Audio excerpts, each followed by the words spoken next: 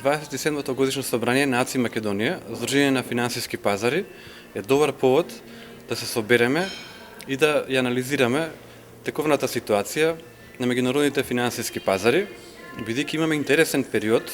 Минатата година беше период на транзиција, од период на дефлација влегувавме во еден инфлаторен период, кој што беше предизвикан од зголемената монетарна маса, која што ЕЦБ и ФЕД во текот на изминатата декада ја инектираа во економиите, и собранието го правиме како еден повод и како една можност да се состанеме со финансиските експерти и со членовите на Сдруженијето, да направиме анализа на ситуацијата и до кога би очекувале да трае овој тип на инфлација, дали е транзиторна, дали ќе обстои подолго време.